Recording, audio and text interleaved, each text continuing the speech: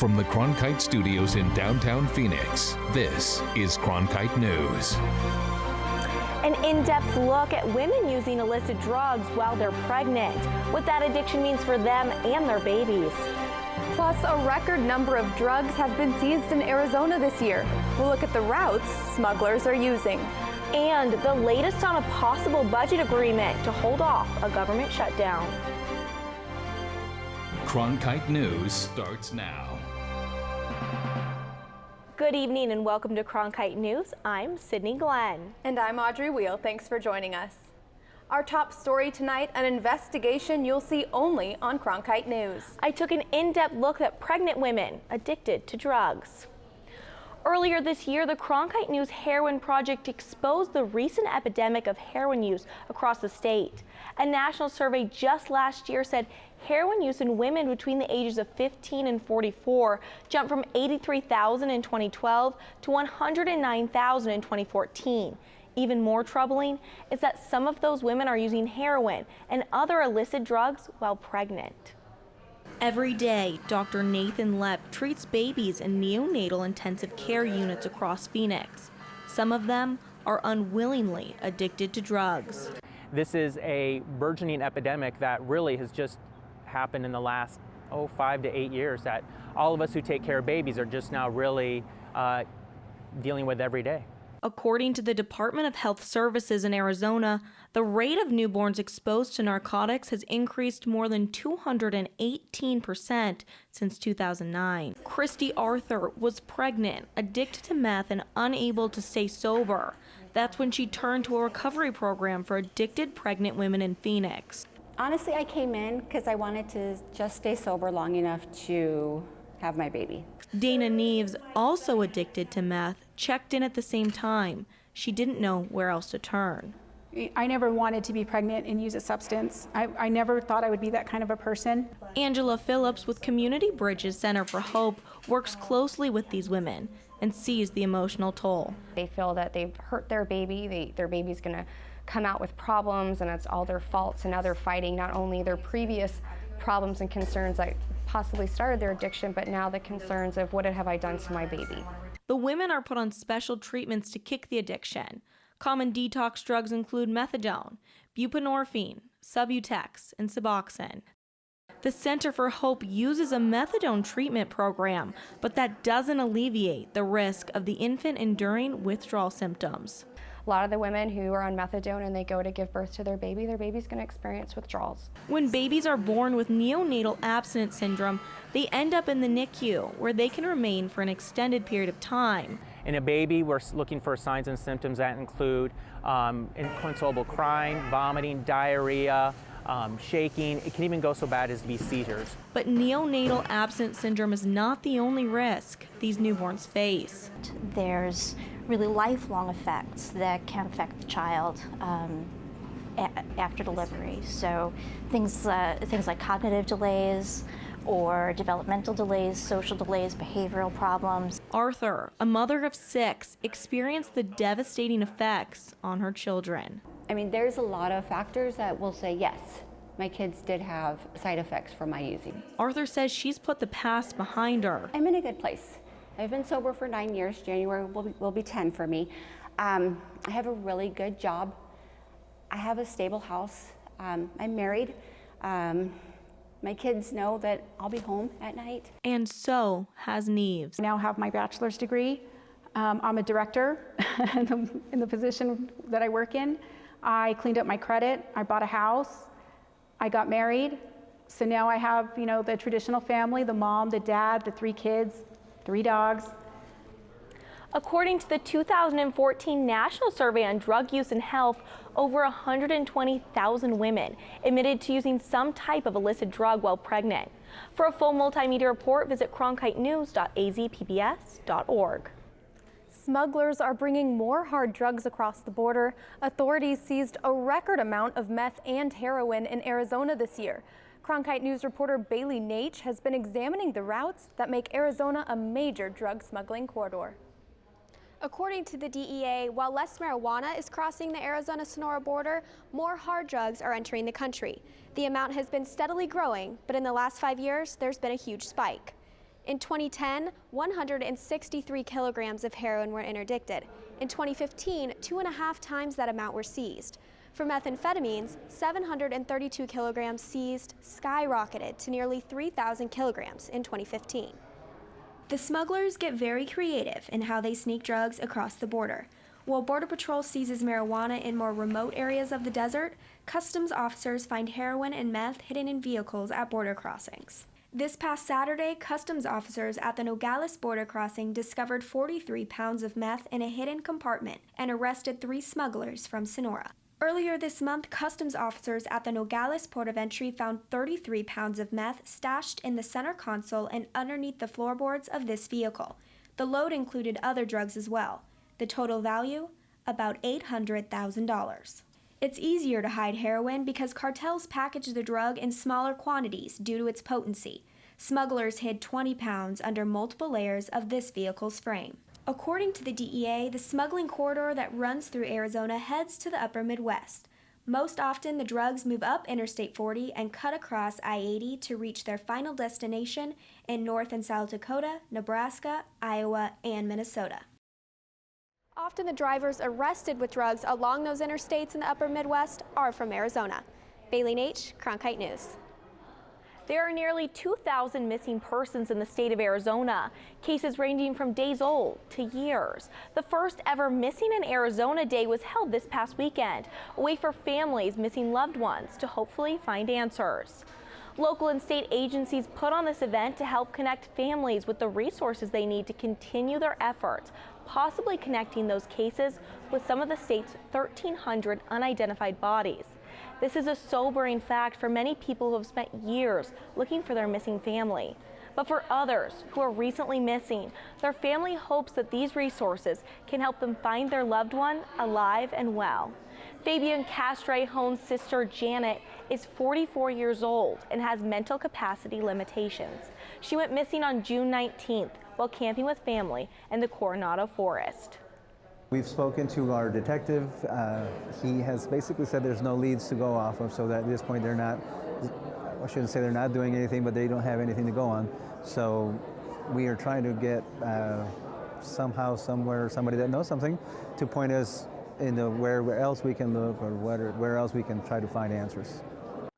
The event offered private support groups for the families, and law enforcement was on hand to take reports and gather DNA and medical records from families of missing persons. Education advocates say they've reached an agreement on how money would be distributed to Arizona schools following a school funding lawsuit. Pending approval by a special legislative session, schools would get around $3.5 billion in funding over the next 10 years. According to the Arizona School Boards Association, schools will get an increased base pay of $3,600 per student, and statewide back pay will start at $50 million a year. The money will be paid via the State General Fund and Land Trust Permanent Fund. It's estimated that for a district of 10,000 students, the settlement will provide a revenue of $2 million in the first year alone. 2014 college graduates in Arizona had the 5th lowest amount of student debt in the nation. That's according to a new report done by the Institute for College Access and Success. The report looked at graduates of nonprofit four-year colleges and said the average debt for Arizona graduates increased just 25% from 2004. That's one of the lowest rates in the nation. The lowest average debt levels for 2014 grads, Utah, New Mexico, and Nevada were all around $20,000. California was about $21,000, and Arizona comes in at almost $23,000. A tentative federal budget deal was reached behind closed doors last night between House leadership and the White House. The deal would take budget showdowns off the table until after the 2016 elections. Included in the deal is an $80 billion raise in spending over the next 2 years and cuts to programs like Medicare and Social Security disability benefits. The agreement isn't perfect by any means, but the alternative was a clean debt ceiling increase without any additional support for our troops and without any entitlement reforms. So this is a good deal. But not everyone in the Republican Party is pleased. Some lawmakers have been dissatisfied with the behind-the-scenes negotiations to get the deal. let me say this. I'm reserving judgment on this agreement because I, quite frankly, haven't seen it yet. I want to see what it looks like on paper. But about the process, I can say this. I think this process stinks. Boehner did say he agreed with Representative Ryan, but said there wasn't any other choice.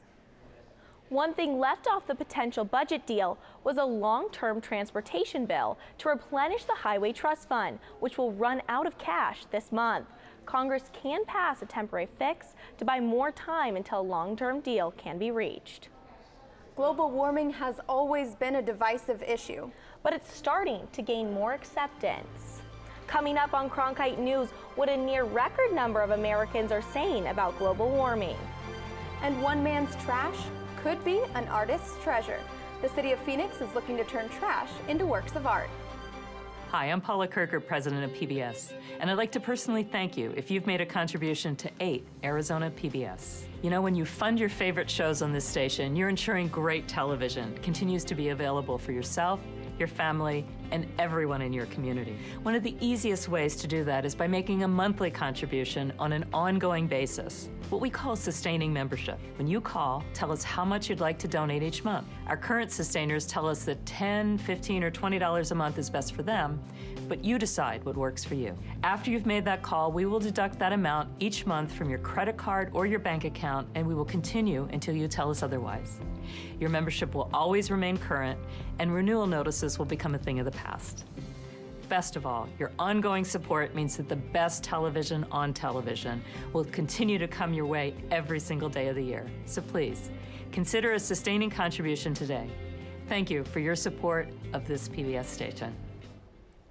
A new study from WalletHub ranked about 100 cities in the country on how green they are by looking at environmental quality and the sustainability of transportation and energy sources. Phoenix and Tucson came in the middle of the pack on the list, but some other cities didn't fare as well. Scottsdale ranks number 68 and Mesa takes the 85th spot. Glendale hit 93 on the list. Chandler is number 95 and Gilbert is second to last at number 99. It's one of the most controversial topics of our time, pitting believers and deniers against each other. But in the past few months, the U.S. has seen near record highs in the percentage of Americans who believe there's strong evidence of global warming.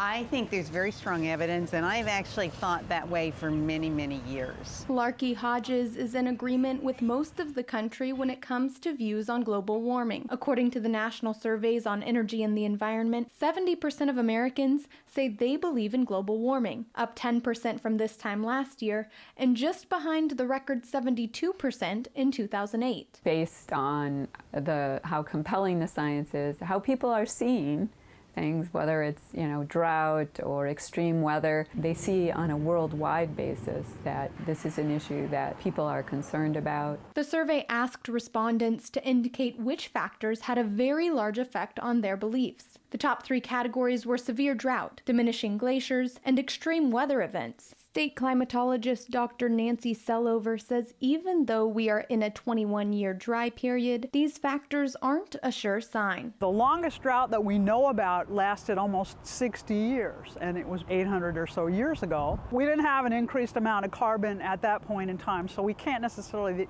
blame it on that. So it's really hard to try and pin any particular weather event on a larger scale long-term climate situation. Sellover says noticeable weather changes might still be a long way off. We are seeing not necessarily evidence of extreme events, but continuously warmer temperatures. In looking toward the future, Hodges says this is an issue that requires everyone's support. People just have to look past the partisan politics and say what's best for me and my children. Barr says the survey was released at a perfect time, just a few months before the World Climate Summit in Paris this December. Federal officials proposed a recovery plan for the endangered Gila chubfish that seeks to reduce threats from non-native species and protect the fish's dwindling habitat. The small-finned minnow with a deep and chubby body was added to the Endangered Species Act back in 2005. It can be found in Arizona, New Mexico, and northern Mexico, but has lost habitat to groundwater depletion and livestock grazing. The green sunfish living in the Colorado River is in danger. Biologists say the invasive fish is a threat to native fish below the Glen Canyon Dam and needs to be removed. Their plan is to poison the invasive fish by using a toxin derived from plant roots. Biologists say they will try to plan the treatment carefully to minimize exposure to humans, livestock, and the environment. It's a new step in sustainability. The city of Phoenix wants to turn trash into art, and it's looking for artists to find beauty in waste. Cronkite News reporter Eleni Dow takes a look into the program. As many as 3 artists will be placed at a transfer station on Lower Buckeye and 27th Avenue. There are endless possibilities when pairing an artist with a load of trash that they can use. Local artist Beth Shook collects furniture parts to create her artwork. My work is about a narrative and about a story, and we talk about seeing things differently, and every piece of furniture had a story. And to incorporate that story into my story is part of why I use it again. Recycling and reusing materials is the goal for the Artist in Residency pilot project, part of the Reimagine Phoenix initiative. So the hope with this project is that artists can add another layer to that conversation by showing what's possible, that cardboard is in fact paper and can be used. The Artists in Residency have 4 months to go through all of this trash and create artwork with what they find. I'll come to the studio and there will be bedposts leaning up against my door someone was going to throw away. Another man's trash is an artist's treasure. The artists will have a large supply of different materials they can pick up from the waste transfer station. Typically on an average day we'll see cardboard, plastics, tires, all kinds of metal, a lot of garbage. Shook would be happy to live next to a lumberyard for wood or a place that would give her endless supplies. It would be exciting to be able to have that resource. To always know I have this resource, because it's amazing what sparks an idea. When you pick something up and you see the edge of a curve and you think, oh my gosh, and it sparks this idea, the inspiration to move on and the motivation to create. The application deadline for artists is this Friday the 30th. After 4 months of digging through trash and creating art, the work will be displayed at City Hall or another venue. In downtown Phoenix, Eleni Dow, Cronkite News. Mortgage prices in Arizona are at record lows. But for some families, they still need a little extra help. Coming up on Cronkite News, what one program in Maricopa County is doing to help more people buy a house. The easiest and best way to support 8 Arizona PBS is by becoming a sustaining member. Your monthly contribution of $5 or more comes directly from your bank account or credit card, so you know your membership is always current. It also means no more renewal notices in your mailbox. So more of your dollars go to the programs you love. It's convenient for you, greener for us, and better for the planet. Become a sustaining member today.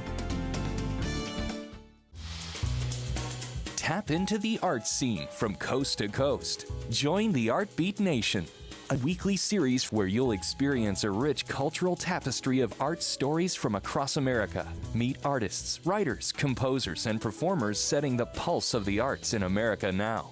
Join us for a brand new episode of Art Beat Nation. Sunday at 5 on 8HD.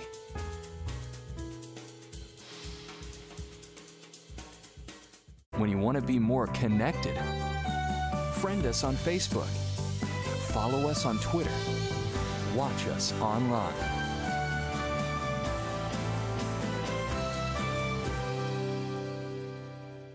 Become a news source for the Arizona PBS Public Insight Network. Your ideas and insights can help us create relevant and distinctive reporting. Join now at azpbs.org/pin. Throughout its history, Arizona PBS and volunteers have enjoyed a rich and rewarding partnership. Whether answering phones during our pledge campaigns, stuffing envelopes, or assisting with special events, volunteering at 8 is fun and provides excellent work experience, team building for a group, and a sense of community involvement and importance. If you would like to volunteer at 8, or if you have dropped off our mailing list, we encourage you to call the number on your screen or go online at azpbs.org/volunteer. Thank you. Mortgage rates in Arizona have hit some record lows this month, but some families still need some extra help to get that new home. Cronkite News reporter Julia Thatcher takes a look at one program offering extra assistance. American dream, owning your own home, and now more families have the possibility of being homeowners thanks to a program available right here in Maricopa County. Earlier today, Phoenix and Maricopa County officials announced an expansion of their Home in 5 program to include teachers and first responders. The program provides a 5% grant for the loan's amount for those who qualify. Those advocating for the program say they hope to give back to members of the community who are truly deserving. People that have committed themselves to public service financially are rewarded for doing so. We want them to feel that stability that all of us that are blessed with home ownership have the opportunity to do. The program targets veterans, low-income and moderate-income families, and today, teachers, firefighters, and police officers. To date, over 7,600 families have purchased their homes through this program. It started in September of 2012, and of those individuals, 90% were first-time homebuyers. For Karan Hardiman, who bought his home through the program in December of 2014, he said the process of applying was easy and took less than 30 days to close on his house. But it was about much more than just buying a home. It gave him a sense of belonging. But I feel now that I'm part of the community.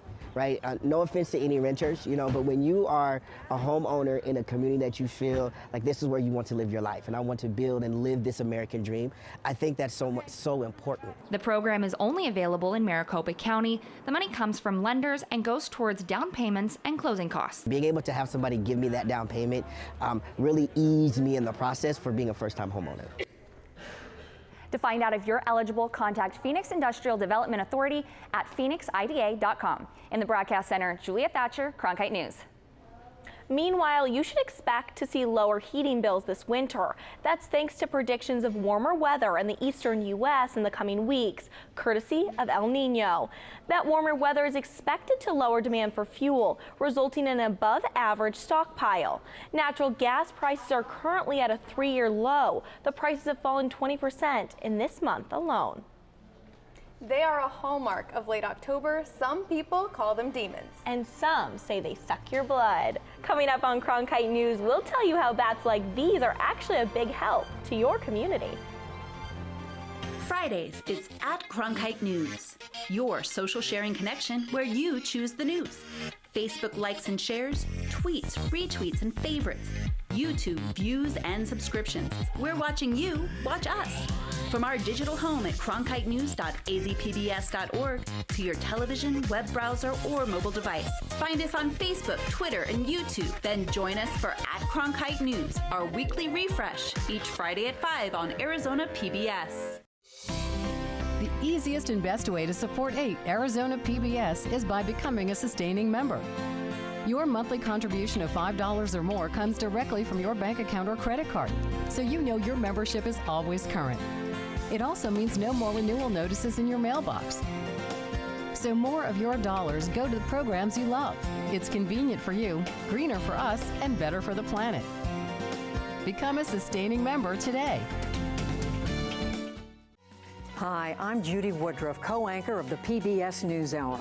Preparing the next generation of journalists has never been more important than it is now. With its groundbreaking partnership with Arizona PBS, the Walter Cronkite School of Journalism and Mass Communication at ASU is revolutionizing journalism education to provide students with a real opportunity to work and learn under the supervision of veteran journalists, producers, directors, and editors on newscasts, investigative stories, and documentary productions. The Cronkite School and Arizona PBS, reinventing journalism education in the digital age. Bats have gotten a bad reputation as one of the things that go bump in the night. But Bat Week is here to change that. Elizabeth Blackburn reports. Bat Week brings together government agencies and private organizations to help bring more awareness about these winged mammals. Bats are not blind. They're not going to get stuck in your hair. They're not going to drink your blood. Bats are actually very intelligent animals. Bats are actually important around the world, says Jonathan Reichard with the U.S. Fish and Wildlife Service, partially because of what they eat. You eat a huge amount of insects, and so having them in our ecosystems is really important, and they help balance healthy ecosystems, maintain healthy forests and wetlands. The experts said that without bats eating insects, our food cost would likely be higher and air quality lower. Corn and cucumbers and peaches and anything you can imagine that we eat some insect eats too, and a lot of those insects have a night flying part of their life cycle. And Rob Mai says Arizona has the highest species diversity of bats of all of the states. There's insect eaters, there's bats that eat scorpions, they're called the pallid bat. There's also nectar feeders as well. So they come to cactus at night and pollinate. Despite all the good bats do, Leslie Sturgis says bats have a PR problem. There's really nothing a bat can do to you, and just leave them be and enjoy the fact they're out there all night long, flying around, these tiny animals flying around in the night sky, just eating insects, like helping us, and they don't even know it, and we need to appreciate that. Reporting in D.C., I'm Elizabeth Blackburn, Cronkite News. Cronkite News is proud to be the news division of Arizona PBS. Here's what's next on Arizona Horizon and PBS NewsHour. Coming up after Cronkite News, it's Arizona Horizon. We'll hear from a filmmaker behind a documentary about Arizona's Groundwater Management Act. And it'll be time once again for our ever-popular look at science news with Lawrence Krause. I'm Gwen Eiffel on the next NewsHour. How vulnerable is our electric grid to cyber attack? Ted Koppel explores the scary potential in a new book, Tuesday on the PBS NewsHour. That's it for Cronkite News tonight. Thanks for joining us. For top Arizona stories anytime, go to cronkitenews.azpbs.org.